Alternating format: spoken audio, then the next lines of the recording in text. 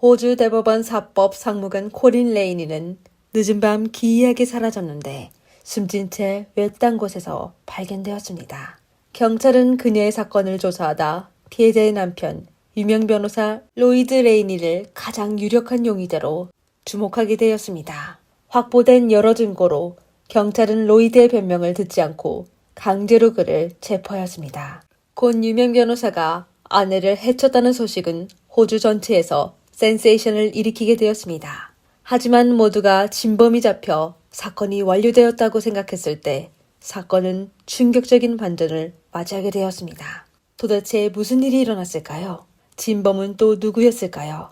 안녕하세요. 미스터리 수사국입니다. 오늘 저희와 같이 이번 사건에 대해 알아봅시다.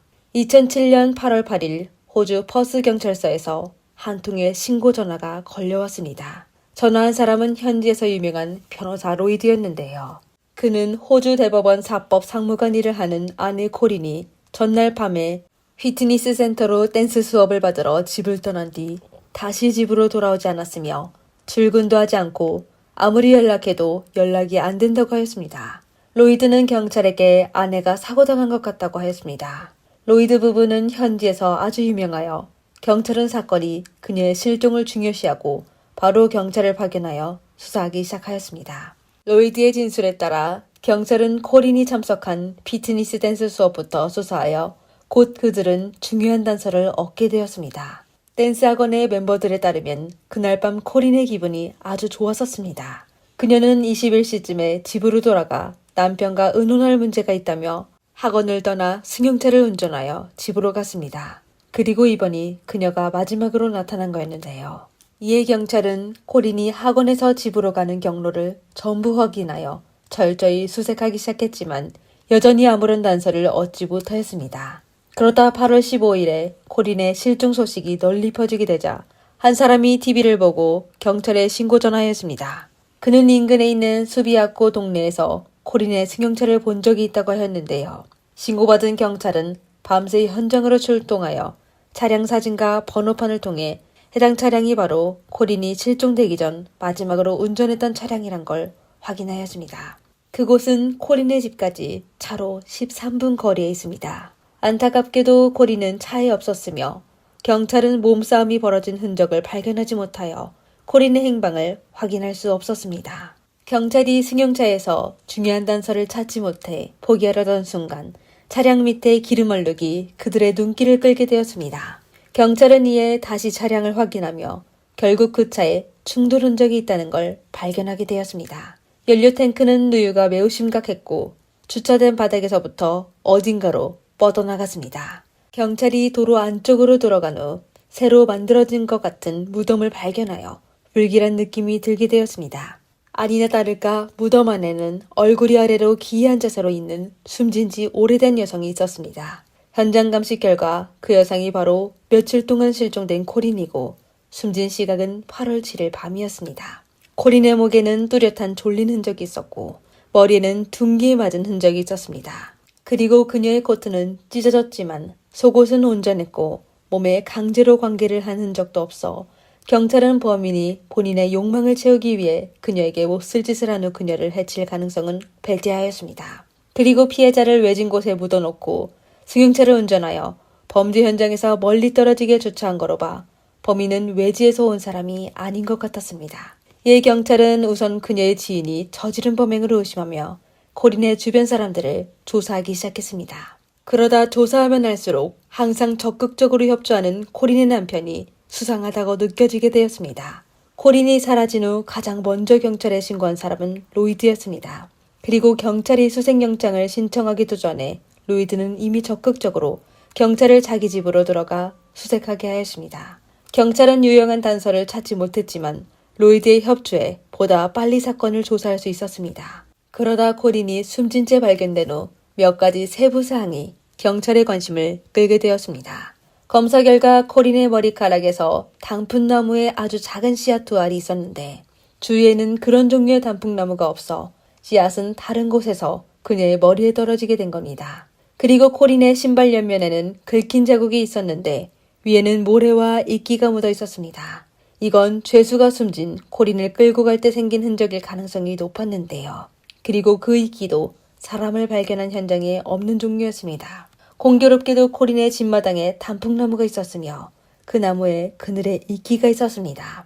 법의학자의 감사 결과 그 두 개의 단풍 씨앗은 바로 코린의 집 바닥에 있는 단풍나무에서 떨어졌으며 모래와 이끼도 전부 그 마당에서 나온 겁니다. 확보한 증거에 따르면 코린은 그날 밤 피트니스 댄스 연습 수업을 마친 후 로이드가 얘기한 것처럼 집으로 돌아가지 않은 게 아니라 적어도 집 앞마당에서 오랫동안 머물렀었습니다. 그리고 심지어 그곳에서 참변을 당하게 된 겁니다. 만약 로이드가 범인이 아니었으면 아내가 사고를 당했을 때 전혀 눈치채지 못했을까요?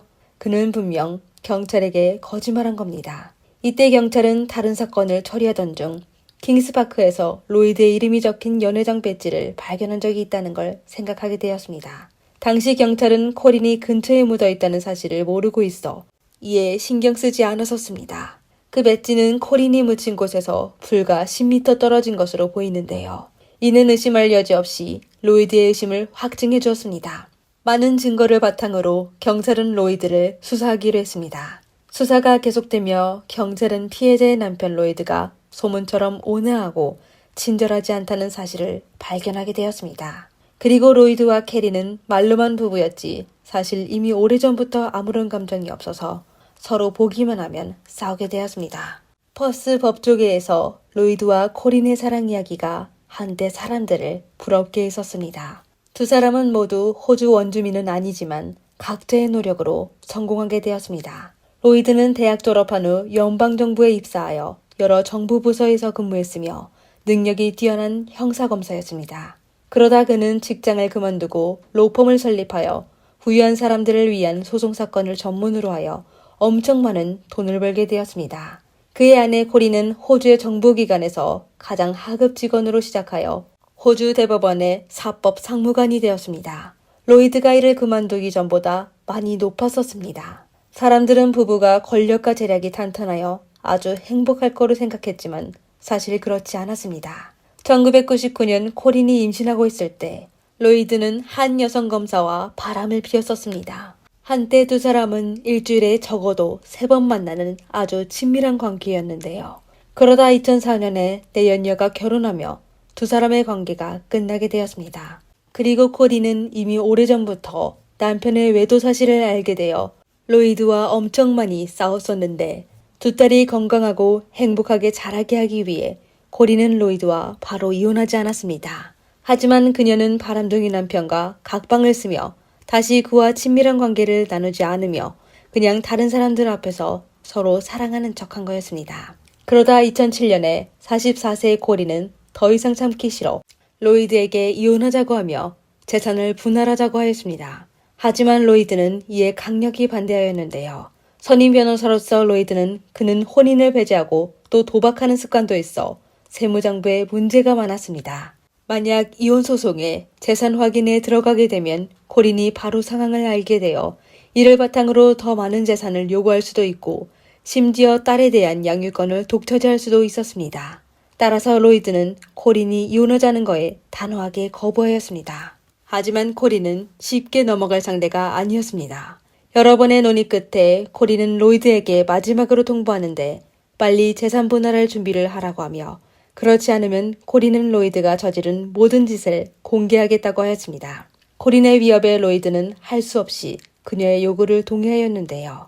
2007년 8월 7일 밤 코린이 피해가 된 날에 로이드는 코린에게 재산 증명을 제출할 수 있다며 마지막으로 대화 좀 하자고 하였습니다. 로이드의 말을 들은 코린은 그날 밤 피트니스 댄스 수업을 일찍 끝내고 서둘러 집으로 돌아갔습니다. 그 코린은 아시다시피 숨진 채 발견되었습니다. 코린은 아마도 자신의 집마당에서 피해됐을 가능성이 높아 로이드는 유력한 용의자로 지목받게 되었습니다. 2007년 9월 10일 경찰은 기자회견을 열어 로이드가 코린 사건의 유일하고 유력한 용의자라고 발표했습니다. 그리고 로이드가 2,000 호주 달러, 하나로 약 176만 원으로 자신의 집에 다른 사람 몰래 CCTV를 설치했다고 했습니다. 하지만 경찰의 기소에 로이드는 유죄를 인정하지 않았으며 오히려 명예훼손으로 경찰을 기소하여 사건이 교착 상태에 빠지게 되었습니다. 그러다 2010년이 되어서야 경찰은 결심을 하여 경찰을 발견해 로이드를 체포하고 법정에 세웠습니다. 이때 코린은 숨진 지 이미 3년이 지났는데요. 하지만 사건은 재판이 진행되면서 아주 큰 반전을 맞이하게 되었습니다. 경찰은 검찰에 제출한 파일에는 코린의 피해 과정을 재현한 내용이 들어있었습니다. 8월 7일 저녁 9시 30분에 코린은 집으로 돌아가 로이드와 이혼 문제를 논의하려고 했습니다. 얘기 중 로이드는 재산 증명 제공을 거부했으며 코린의 주의를 피해 밧줄로 그녀의 목을 조르기 시작하며 둔기로 그녀가 숨질 때까지 내려쳤습니다. 그리고 로이드는 아주 침착하게 현장을 정리하고 코린의 시신을 침실에 숨겼다가 저녁 23시에 큰딸이 파티를 마치고 돌아와 잠들고서야 코린을 조용히 차로 옮겨 킹스공원으로 옮긴 후 묻어버렸습니다. 하지만 돌아오는 길이 너무 어두워 그는 난간에 부딪히게 되어 기름탱크가 새게 되어 할 수 없이 근처에 주차하여 걸어서 집으로 돌아갔습니다. 경찰의 추측은 또 그날 밤에 코린이 입었던 코트가 왜 침실에 있었는지를 설명하였습니다. 그럼 그녀의 몸에 있는 나무 씨앗과 이끼는 어떻게 된 것일까요? 로이드는 법정에서 경찰이 제시한 증거와 추측에 대해 강력한 질문을 제기했습니다. 우선 경찰은 코린이 자택에서 숨지게 되었다고 하는데 누구도 코린이 차량을 운전하는 모습을 보지 못했습니다. 그리고 저녁 11시에 집으로 돌아온 큰딸도 어머니의 차량이 주위에 주차된 걸 보지 못했으며 경찰의 여러 번 수사에도 집안에 싸운 흔적이나 사격으로 생긴 붉은 흔적이 없었습니다.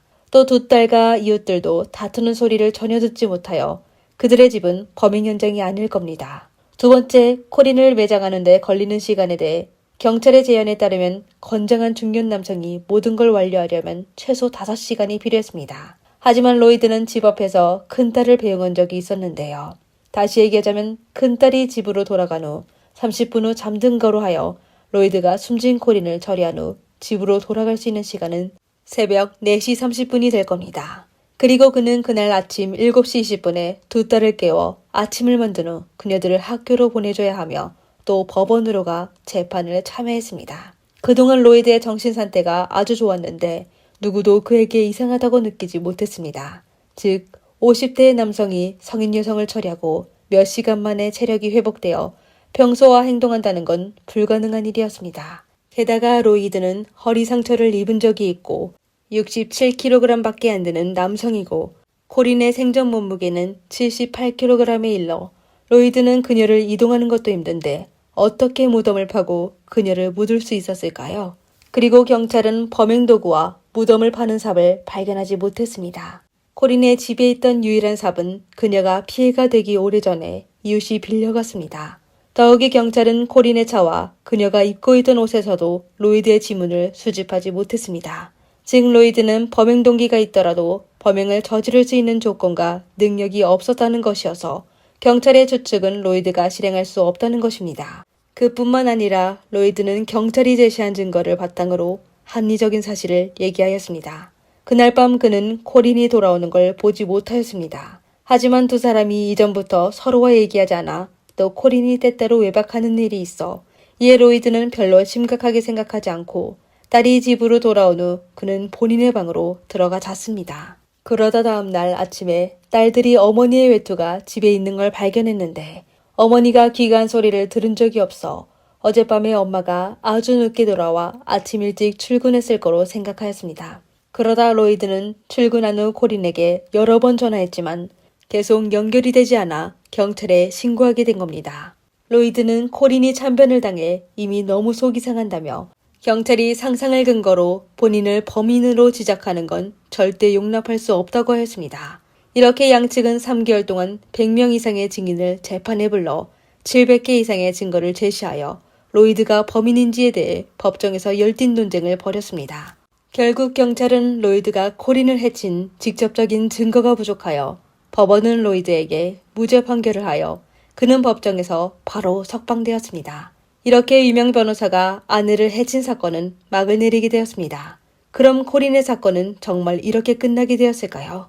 만약 로이드가 코린을 해친 범인이 아니라면 누가 그녀를 해쳤을까요? 범인은 코린을 해치기만 하고 범행을 저지른 후 또 힘들게 그녀를 묻었습니다. 그럼 그 의문의 범인은 도대체 무엇을 숨기려고 한 것일까요?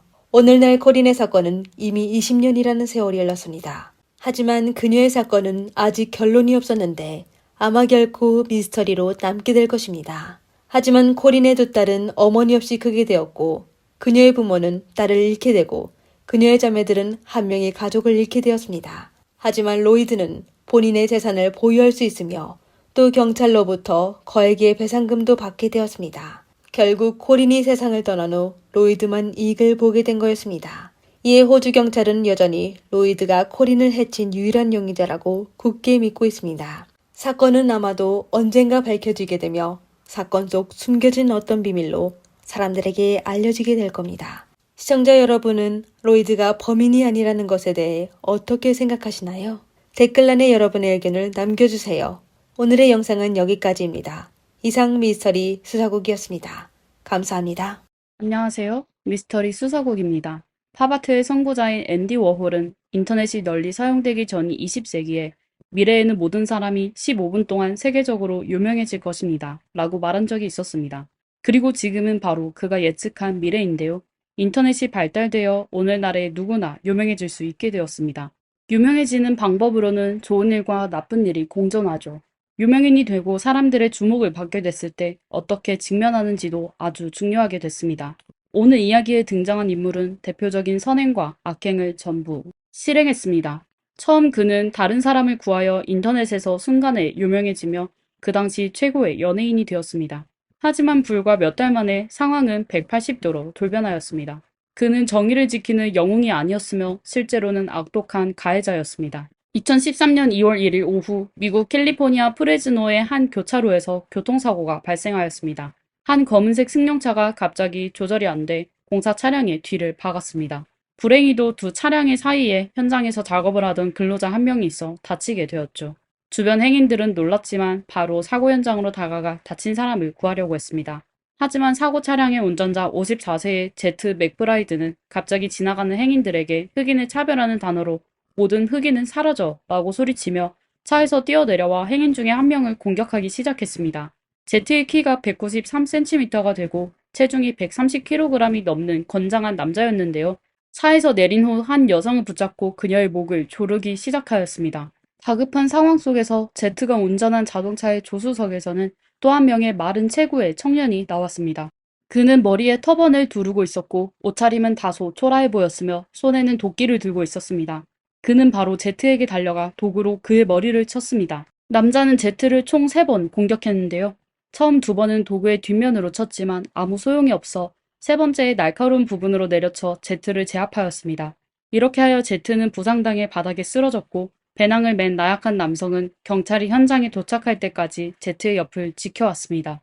그러다 경찰이 행인을 신문하고 현장을 조사한 후 제트를 체포했으며 배낭을 맨 남자에 대해서는 별다른 조치를 취하지 않았습니다. 그리고 남성은 현장으로 달려온 매체의 인터뷰를 받아 좀 전에 본인이 어떻게 행인을 보호하여 나쁜 사람의 공격을 피하게 됐는지 이야기했습니다. That woman was in danger. He just finished what looked like at the time killing somebody. And if I hadn't done that, he would have killed more people. Trying to help him, he runs up and he grabs one of them, man. Like a guy that big can snap a woman's neck like a pencil stick. So I fucking ran up behind him with a hatchet. Smash, smash, smash. Yeah. Get in his car. I was hitchhiking. Well, good thing I was hitchhiking. Yeah, people say don't hitchhike. Well, this is what happens. Well, at least I was here. Can I get your name? I'm Kai. Kai? Can I get spelling for you? Straight out of Dogtown. K-A-I. Yeah, do you have a last name? No, bro. I don't have anything. 카이라고 불리는 그 청년은 캐나다 에드먼턴에서 온 수년간 외지를 돌아다닌 여행자였습니다. 최근 그는 국경을 넘어 미국에 도착하여 사건 당일 오전에 길가에서 제프의 차를 타게 됐습니다. 두 사람이 수다를 떨고 있을 때 제트는 카이에게 본인이 미성년자와 강제로 관계를 가진 적이 있다고 하며 가책은커녕 자신이 신이라며 무슨 짓을 하든 벌을 받지 않을 거라고 자랑했습니다. 그것뿐만 아니라 그는 또 증오를 불러일으키는 얘기를 많이 하였습니다. 그러다 그는 갑자기 건설 현장에서 일하고 있는 흑인 남성을 향해 운전하였고 그를 쳐 앞전에 말씀드린 장면이 나타났습니다.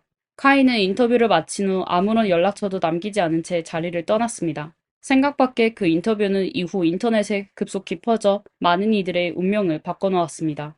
카이를 가장 먼저 인터뷰한 언론은 그 영상을 유튜브에 업로드하였고 빠른 시간 내에 40만 건 이상의 조회수를 기록했으며 조회수는 매일 증가하였습니다. 오늘날까지 인터뷰의 조회수는 800만 건을 넘었습니다. 돌발 사건 속 정의로운 캐릭터, 인지도가 높은 의상, 그리고 유머러스한 성격 덕분에 사람들이 영상에 관심을 갖게 된 것이었죠. 겉보기에 카이는 약간 어리석어 보였지만 사람들은 여전히 그에게 호감이 느껴졌습니다. 그로부터 카이는 핫이슈가 되어 사람들은 독특한 의상과 거친 헤어스타일을 가진 이 용감한 청년을 주목하게 됐습니다.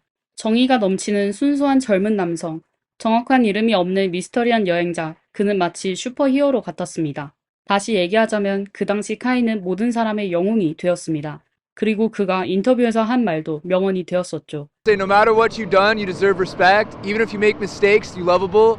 And it doesn't matter your look, skills, or age, or size, or anything. You're worthwhile. No one could ever take that away from 특히 스매시를 연달아 3번 외치는 모습이 더욱 인상적이었습니다. 심지어 그 당시 인터넷의 유행어가 되어 인터넷상에서 2차 창작으로 이어지기도 했습니다. 그냥 카이라는 태그를 붙이기만 하면 어마어마한 조회수를 얻을 수 있었습니다. 마치 바이러스와 같은 확산 속도에 카이는 수많은 사람들이 접근하고 싶어하는 핫스타가 되었습니다. 그리고 그는 정해진 거처지가 없어 그가 어디 있는지 아무도 몰라 사람들은 그에 대해 호기심도 점점 더 강해졌습니다. 그리고 처음 그를 인터뷰한 재섭 기자는 수많은 이메일을 받게 됐습니다.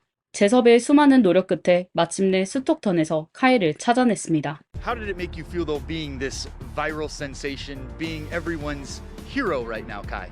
I'm not a virus. You kidding me? Shit, I'm a sensation. I'm Kai. You're like Batman, except for you don't have the bat signal. You know, the Batman obviously has the spotlight. And I'm not a filthy rich spoiled fuck who looks down on everyone. 이번 인터뷰에서 사람들은 카이의 다른 특징을 알게 됐습니다. 카이는 매우 활기차고 고정된 주제가 없이 캐주얼하게 말했습니다. 그가 다음에 무슨 말을 할지, 또 그가 어떤 예상치 못한 행동을 할지 아무도 예측할 수 없었죠. 그리고 수년간의 여행으로 그는 많은 억양을 모방할 수 있었습니다. 그는 또 음악도 좋아했었는데 직접 작곡하며 기타를 치고 있을 때 완전 다른 사람 같았습니다. 그러다 두 번째 인터뷰가 방송되며 그는 바로 인플루언서가 되었습니다. 인터넷에서 그에 대한 검색과 조회수는 계산할 수 없을 정도로 많았습니다. 재섭은 카이에게 저번 인터뷰로 인해 그가 유명해졌다고 알려줬습니다. 13개 이상의 주에 있는 예능 프로그램 제작자들이 그를 초대하려고 했을 때 심지어는 견적서도 보냈습니다. 그중 지미 킴의 생방송도 있었고 또 4차원 가족 카다시안 따라잡기도 그에게 독립 프로그램을 제공하려고 하였습니다. 전부 최고의 예능 프로그램이었습니다. 기획사에서도 그에게 음반 녹음을 권유했었습니다. 그리고 저스틴 비버도 기회가 된다면 카이와 대화를 나누고 싶다며 다른 사람을 통하여 카이에게 전달하였습니다. 각종 인터뷰, 협력, 인플루언서의 초청은 셀 수 없을 정도였습니다.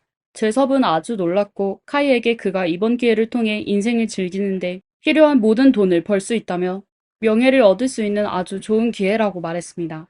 하지만 카이는 그의 말을 듣고 그냥 샌프란시스코에 가서 불법 약품을 피우고 싶다고만 할 뿐 재섭이 말한 기회에 별로 개의치 않아 하는 것 같았습니다.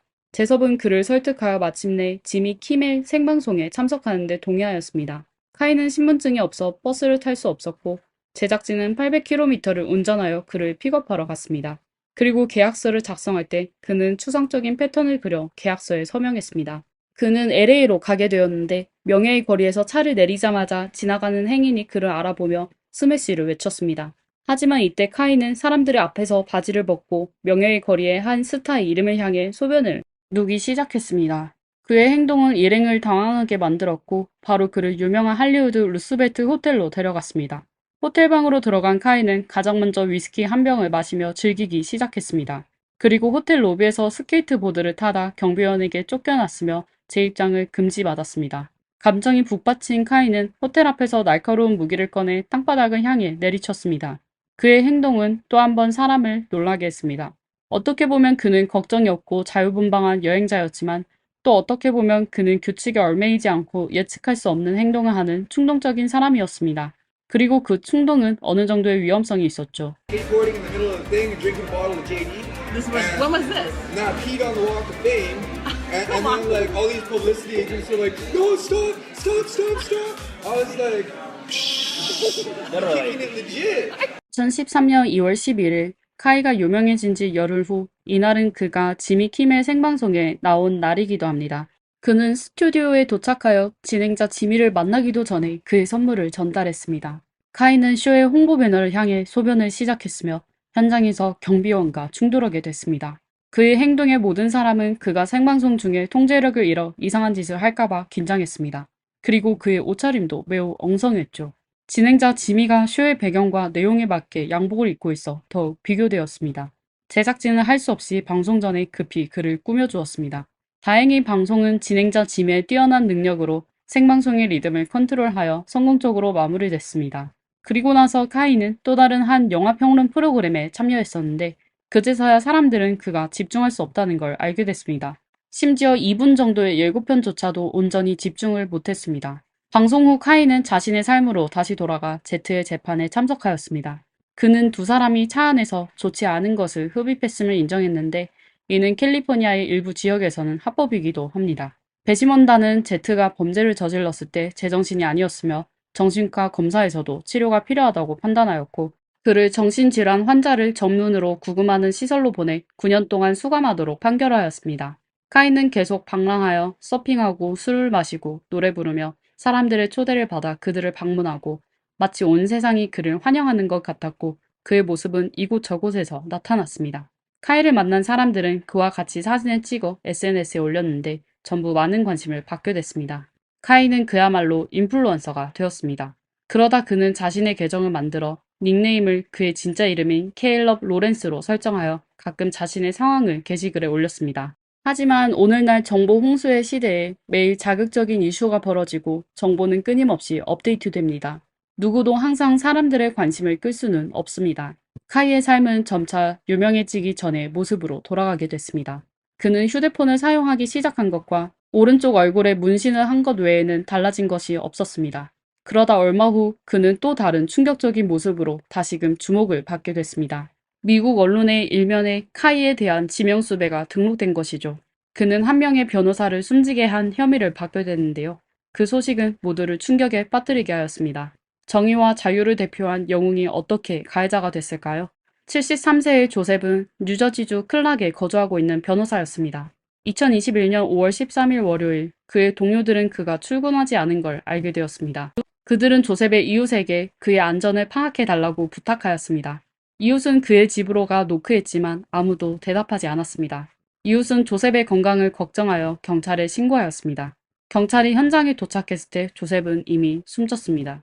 그는 속옷과 양말만 신고 침실 바닥에 엎드려 있었습니다. 그의 몸에는 다발성 골절이 있었고 카펫에는 붉은 자국이 많았으며 이를 닦으려고 했던 흔적도 있었는데 분명 단순 사고가 아니었습니다. 경찰은 바로 현장을 조사하기 시작하였습니다. 피해자인 조셉은 혼자 살고 있었으며 집은 매우 깨끗하고 정돈이 잘 되어 있었고 침입한 흔적은 없었습니다. 그리고 방 안은 어질러지지 않았기에 범인은 조셉의 초대로 집으로 들어간 것으로 보였습니다. 경찰은 방 안의 메모에 케일럽 로렌스와 전화번호가 적힌 걸 발견하였습니다. 경찰은 수색하다 그가 바로 몇 달 전 인터넷에서 유명해진 여행자 카이라는 걸 알게 됐습니다. 그들은 또 다른 방에서 티켓 한 장을 찾아냈는데요. 날짜는 조셉이 숨지기 전날 오전이었습니다. 경찰은 티켓의 시간을 참고하여 기차역의 CCTV를 확보하였고 조셉이 매표기에서 티켓을 구매하고 다른 사람에게 건네준 사실을 확인하였습니다. 그리고 티켓을 받은 사람은 바로 카이였습니다. 경찰은 카이에 대해 수사하기 시작하고 수배 영장을 발부하였습니다. 캘리포니아에서 뉴저지까지 전국을 여행하는 여행자로서 그의 행적은 아주 불확실하였습니다. 이에 경찰은 모든 사람에게 그에 대해 조심하라고 일깨웠습니다. 2013년 5월 14일 수배 중인 카이는 본인의 SNS에 게시글을 올렸습니다. 어느 날 당신이 낯선 방에서 깨어나 머리가 어지럽고 입에서 이상한 맛이 나고 거울을 봤을 때 얼굴과 입 주변에 액체가 흐르는 걸 보면 아주 역겨울 겁니다. 그때 누군가가 당신에게 약을 먹여 당신과 관계를 가졌다는 걸 떠오르게 된다면 당신은 어떻게 할 겁니까? 카이는 사건의 진실을 암시하는 것 같았습니다. 3일 후 카이의 여성 팬은 필라델피아에서 그와 함께 찍은 사진을 올렸습니다. 이때 카이는 이미지 변신을 위해 머리를 짧게 잘랐습니다. 그리고 누군가가 경찰에 필라델피아의 한 커피숍에서 카이를 목격했다고 신고하였습니다. 결국 경찰은 필라델피아의 한 기차역에서 카이를 찾아 체포하였습니다. 카이가 다른 사람의 목숨을 구하는 영웅에서 다른 사람의 목숨을 끊게 된 용의자로 변신하는 데는 고작 3개월만 걸렸습니다. 그는 경찰 조사에 자신이 단지 자기 방어를 한 것뿐이라고 하였습니다. 사건 발생 이틀 전인 5월 11일 토요일 오후 그는 뉴욕 타임스퀘어에서 조셉을 만나게 됐습니다. 그들은 잠시 이야기를 나누는데 조셉은 카이가 갈 곳이 없다는 걸 알고 본인의 집으로 초대하여 하룻밤을 지내게 했습니다. 카이의 진술에 따르면 그는 조셉의 집에서 맥주를 마신 후 어지러워 바로 잠들었다고 하였습니다. 그러다 잠에서 깼을 때 그는 입에서 이상한 맛이 나고 무언가 이상해 그는 조셉이 자신에게 나쁜 짓을 했다는 생각이 들었지만 그 당시 바로 조셉에게 확인하지는 않았습니다. 그러다 그날 오전에 조셉은 카이가 에스버리로가 친구를 만날 수 있게 차표를 구매해줬습니다. 하지만 그가 도착했을 때 그의 친구가 약속한 장소로 가지 않았으며 연락도 되지 않아 할 수 없이 다시 조셉에게 연락하였고 그의 집에서 하룻밤을 더 자게 해달라고 부탁했습니다. 두 사람은 또 맥주를 마시고 잠이 들었습니다. 그러다 다음날 일어났을 때 카이는 조셉이 바지를 벗고 있는 걸 보게 됐습니다. 그 순간 카이는 바로 온 힘을 다해 반격하기 시작했습니다. 그는 손과 무릎으로 조셉을 몇 번 때린 후 도망쳤으며 조셉이 숨졌다는 사실을 몰랐다고 했습니다. 하지만 카이의 진술은 경찰을 설득하지 못했습니다. 조셉에 대한 법의학 검사 보고서에 따르면 카이의 공격 방식은 매우 잔인했습니다. 이는 자기 방어를 넘을 정도였습니다. 2013년 6월 3일 카이는 뉴저지에서 특급 상해죄로 기소되었습니다. 하지만 재판을 기다리는 동안 대부분의 사람은 그가 누군가를 해쳤다는 사실을 받아들이지 못했습니다. 심지어 일부 사람은 보석금을 모아 그에게 도움을 주거나 변호사를 고용하는 비용을 기부하기도 했습니다. 그러다 시간이 지나며 사람들은 이성을 되찾기 시작하였습니다. 그의 일방적인 진술은 사건 당시의 진짜 상황을 판단할 수 없었습니다. 업계에서 존경받는 70대 변호사에게 정말 그런 벅찬 면이 있는지는 아무도 모릅니다. 재판은 6년 후인 2019년 4월 뉴저지 고등법원에서 열렸습니다. 법정에서 카이는 자신을 보호하기 위해 반격했다는 것을 강조하면서 자신의 증언을 반복했습니다. 그의 변호인도 경찰이 현장에서 와인잔에 남아있는 약물을 검사하지 않고 또 조셉의 체액에 대한 DNA 검사도 진행하지 않았다며 그들의 수사에 의문을 제기하였습니다. 카이는 수차례나 재판을 방해하였으며 재판 과정이 불공평하고 허위라고 항의하였습니다. 결국 배심원단은 이틀간의 심의 끝에 카이가 주장한 정당방위를 배제하고 만장일치로 카이에게 특급 상해죄의 유죄로 결론났습니다. 2019년 5월 30일에 카이는 42년 동안 가석방이 불가한 유기징역 57년을 선고하였습니다. 판사는 카이에 대한 판결을 선고할 때 배심원단이 그의 자유로운 영혼에 감춰진 교활함과 위선, 그리고 그가 사람의 마음을 능숙하게 조정하는 면을 보았다고 말했습니다. 그는 분노로 가득 찬 화약통과 같으며 철저하고도 무자비한 살인자이기도 했습니다. 카이는 판결에 불만을 가져 법원에 바로 항소하였습니다. 현재 뉴저지주 교도소에 수감 중인 카이는 크라우드 펀딩 사이트를 통해 소송 자금을 모으고 있습니다. 사실 2021년 8월 뉴저지 대법원은 카이의 항소를 기각했지만 카이는 여전히 항소를 진행하고 있습니다. 그리고 그를 무료로 도우는 변호사도 여전히 있습니다. 단 3개월 만에 주인공은 영웅에서 죄수가 되었습니다. 사실 그가 갑자기 유명해졌을 때부터 이미 그가 정신적으로 문제가 있었음을 알 수 있습니다. 두 번째 인터뷰에서 카이는 제섭에게 본인이 겪었었던 끔찍한 일들을 얘기했는데요. 그가 어렸을 때 우리에 갇혀 살았으며 또 방랑했을 때에는 다른 사람들에게 괴롭힘을 당했다고 했습니다. 하지만 아주 비정상적이고 과장된 내용이 들어있어 그의 말이 진짜인지 가짜인지 판단할 수 없었고 제섭은 끝내 그 부분의 인터뷰를 인터넷에 올리지 않았습니다. 그리고 어버이날에 카이는 자신의 SNS에 이상한 글을 올렸었는데요. 그는 인생 첫 번째 기억은 요람에서 가족의 보살핌을 받았던 것입니다. 하지만 사람들은 나의 몸에 악령이 있다고 하여 매일 20시간 동안 집에 갇혀 있었고 당신에게 화내며 욕을 하여 입안에는 호추와 비누로 가득 찼습니다. 라고 하며 서명에는 어머니의 날을 축하드립니다. 라고 적혀 있었습니다. 어릴 적 생활 환경은 그에게 아주 큰 영향을 미쳤던 것 같습니다. 그리고 사건 발생 이후 카이의 가족과 친구들의 인터뷰로 카이의 성장 배경에 대해 알게 됐습니다. 카이의 아버지는 카이가 3살 때 집을 떠나 새 가족을 꾸리고 다시는 카이를 보지 않았으며 그의 어머니는 항상 그를 집에 가뒀습니다. 집에는 두꺼운 검은 커튼이 걸려 있어 카이는 창밖에 놀고 있는 아이들의 소리만 들을 수 있었고 보지도 같이 놀지도 못하였습니다. 그녀의 어머니는 카이가 장난꾸러기여서 그를 밖으로 내보내면 다치거나 말썽을 피울까봐 할 수 없이 그를 가뒀었다고 변명하였습니다. 그리고 이로 인해 카이의 원망이 커지게 됐고 이를 해소할 방법도 없었습니다. 그의 성격이 점점 나빠졌지만 의사도 정확한 진단을 할 수 없었습니다. 12살이 되던 때 그는 집을 불태우려고 했습니다. 아들과 같이 있는 게 점점 힘들다고 느껴진 그의 어머니는 아들을 청소년 보호소로 보냈습니다. 아마도 그때부터 카이는 스스로를 버려진 사람으로 느껴졌을 겁니다. 그래서 그가 처음 인터뷰를 받을 때 본인이 성도 없고 가진 것도 없다 라고 했었을 겁니다. As far as anybody I grew up with is concerned, I'm already dead. So, whatever. 카이의 어린 시절 친구는 그가 아마 정신적인 문제가 있었다며 사소한 일로 감정 조절을 할 수 없었다고 하였습니다. 그리고 카이는 다른 사람들이 자신과 함께 웃는 건지 자신을 비웃는 건지 판단할 수 없었습니다. 그리고 만약 상대방이 자신을 비웃는다고 판단하게 되면 갑자기 미친 것처럼 행동했다고 했습니다.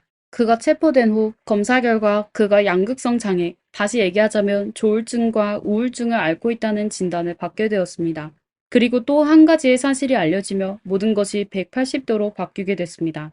카이는 다른 사람과 술을 마시며 수다를 떨다가 광분했던 제트를 제압한 일에 대해 언급했는데요.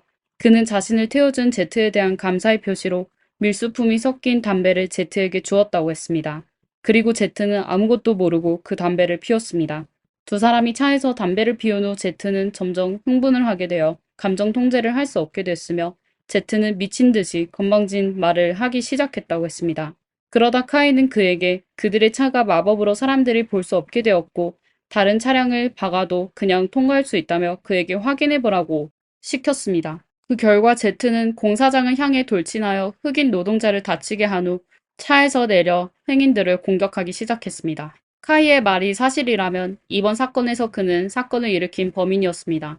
하지만 단편적인 인터뷰로 인해 그를 영웅으로 만들었습니다. 마치 불을 지른 사람이 소방 영웅이 된 것과 같았습니다. 영웅이라는 필터가 없었다면 그는 그저 평범한 죄수일 뿐이었습니다. 단지 사람들은 그를 영웅적인 캐릭터에 빠져 그를 잘 알지 못한 채 그를 계속하여 형상화하고 감탄하며 전파하였습니다. 결과적으로는 그는 영웅이 아닌 살인자로 다시 바뀌었죠. 그러나 사람들은 이런 것에 관심이 없으며 인터넷이 발달한 요즘 언제든 새로운 이슈가 등장할 것이기 때문에 사람들은 절대 지루해하지 않을 것입니다. 오직 카이만이 자신이 영원한 영웅이 될 거라고 생각할 것입니다. 오늘의 영상은 여기까지입니다. 재미있게 보셨다면 좋아요와 구독 부탁드리겠습니다. 감사합니다. 미스터리 수사국이었습니다.